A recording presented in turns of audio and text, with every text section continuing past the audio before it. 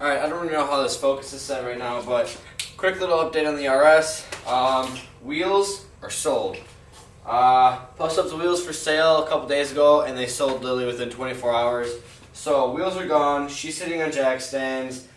I did a little install on my Maxon Designs front splitter that I got from the UK, but I never made it because it was I used a really shitty camera, and it was like 330p, and it didn't turn out at all what I wanted it to be. So I got a little little video right here of just how it looks so far. Today I just got my longer rods, which are 200mm rods from Maxon Designs. Put those on, super easy to install, no drilling required. For a heads up, people that have an RS and that are ordering the Maxon Design front racing splitter, I suggest that you do not order the 150mm support rods. Why? Because if you order those, then you have to drill into the two side parts of the bumper, and you won't have enough room to go into the mesh if you want to. I found that out the hard way through asking some people. So about a month later, here I am. They finally arrived today. So I put them in. They went into the honeycomb of the grill, and there's no drilling required at all, which I loved about this splitter. People who are looking to get a splitter, I highly recommend. It was only $350 shipped to the U.S. Shipping was a little bit of a pain, but I got the splitter literally within 2 days, which is actually pretty impressive from them. Other than that, plans, I got new wheels and tires coming on the way, and I've got suspension coming in the way as well, pretty much. I've got Enkai NTO3M wheels that are being re-drilled right now, actually, as we speak, getting re-drilled by bolt pattern. There are a couple other STs in the world that I know that have the NTO3s, but to my knowledge, I will be the first with the NTO3 on a Focus RS, and the first that's going to be bagged on that wheel on a Focus platform that I know of. So you heard it first here, I guess. I got the NTO3s coming in a 18 by 9.5 plus 40 offset.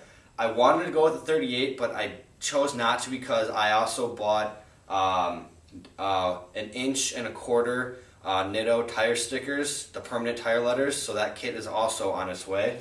And then I'm also running, I believe they're Mutiki SR42 open-ended lug nuts, which are pretty much just a long lug nut that are open-ended in 12 by 1.5, I believe it is, whatever it is for DRS stud length, or thread length, whatever the fuck. So I got those coming, tire letters coming, wheels coming. They're going to be machined aluminum. I think it's going to look good. Tires, I have Nitto NTO5s coming in 235/40 R18s. Those, I'm pretty excited to get those coming in shortly. Hopefully everything's going to be here within the next week. I think I'm going to maybe do a little unboxing video as soon as everything gets here. But since the car's still on stands, I'm still waiting for another big piece of the puzzle, which is my suspension. And going with that, actually, as I just mentioned earlier in the video, I'll be the first bagged RS on the NTO3. I went with Air Ride. As you all know, Airlift Performance had a 25% off discount, and I kind of got a really good deal that I couldn't pass up at the moment. So I ended up getting Airlift's V3, which is, I think I went with the 3P setup. I didn't need the 3/8 because there's really nobody rides my car in the first place, so there's no reason to spend the extra couple $100 on an adjustable height sensor that I just think is really a gimmick, honestly. So I got Air Ride coming, I've got wheels, I've got tires, tire letters, TPMS sensors, and just a bunch of other little stuff on the way. Hopefully, well, this will definitely be done by Automotion, but I'm hoping to have a lot more done by then. All this has kind of just been bought within the last day, so now I kind of just play the waiting game and then start attacking this car. School and work is kind of really taking over my life right now, so hopefully this will be up and running in the next month is my goal. but I do have a lot of other things underneath the car that I need to work on, so it might be a little bit longer. I might keep it on the stands for about a month and a half. I want to knock out my exhaust, callus downpipe, and intercooler while it's all sitting on the stands, as well as air ride and wheels and a bunch of other little things. I'm thinking about going with an upgraded brake kit. I'm not sure yet. The Brembos from the factory are some obviously really good Brembos, but I'm thinking since I'm now going to be running in a little bit of a more open wheel, I want to upgrade my, not so much the pads or the calipers because those are fine. I don't really need any more of a high performance pad because I'm not going to be tracking it too often, and tracking isn't even going to be able to happen until early summer, so that's a little whiles away. But I'm thinking about going with a slotted rotor. Some of you may know Full Race. They did a 600 horse build for SEMA, and I really like the rotors that they did since they had a really open-faced wheel. I kind of want to just be able to fill that space with something more eye-appealing, a little more eye candy, I think. But we'll see. Other things that might be coming on the way are side skirts, and I don't think I'm going to have this done in time, but a custom rear diffuser will be getting done. There's a guy on Instagram that I follow. I forgot what his name is, but he's got a Mazda Speed 3 with a custom Evo 9. I think it's Volex carbon fiber diffuser. That's also I'm going to try and be the first to do. It's kind of annoying seeing Evan overplayed.